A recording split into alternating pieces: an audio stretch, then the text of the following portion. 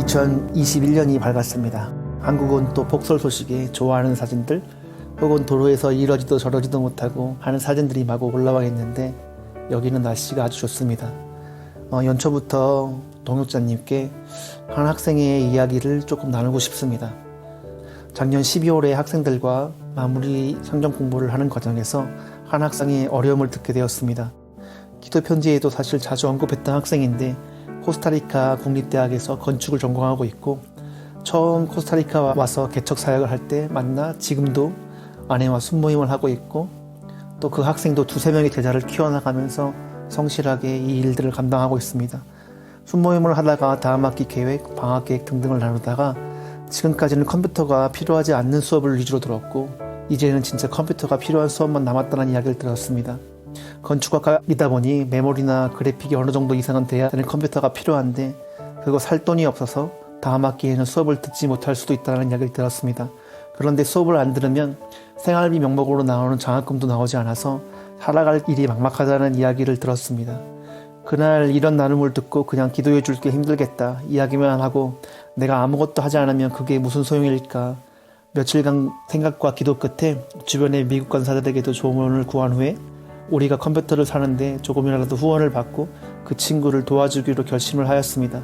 그 친구가 필요한 컴퓨터는 완전 좋은 컴퓨터도 아닙니다. 미국에서 800불 정도면 살 수 있는 컴퓨터고 코스타리카에서 사면 1000불 정도 한다고 이야기를 들었습니다. 2월 말에 미국의 비자 연장을 위해 나가야 하는 미국 간사가 있어서 그 간사편에 컴퓨터를 사기를 기대하고 있습니다. 그리고 그 친구에게 내가 2월 말까지 400불 정도를 모금해 볼 테니 너도 장학금을 모아서 한 400불 정도를 모아보라라고 이야기하였고 그 이야기를 들은 미국 간사가 자기도 알바처럼 번역일과 SNS 관리하는 일들을 장학금 명목으로 줄 수 있다고 하였습니다.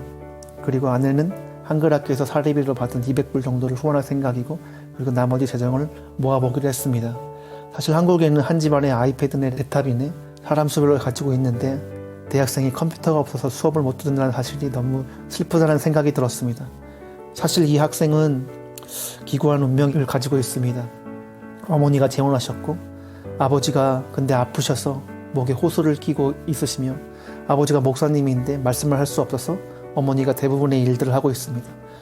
동네가 어렵고 가난한 동네이다 보니 사실 교인들이 넉넉한 형편도 아니고 교인 수가 많은 것도 아니고 그래서 대학생인 이 딸과 주말에 빵을 만들어서 평일날 빵을 팔면서 삶을 이어가고 있습니다.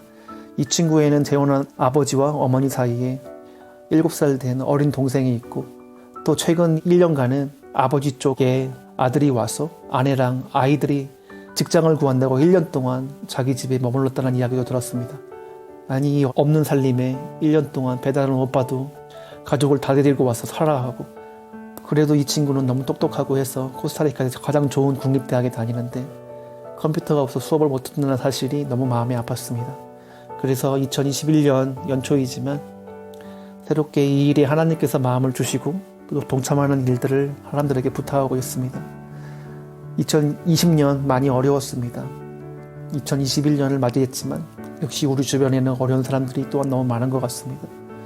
2021년 하나님께서 우리에게 넉넉한 마음을 주셔서 더 많은 사람들이 행복하고 더 많은 사람들이 같이 살아갈 수 있는 한 해가 되었으면 소망합니다. 감사합니다.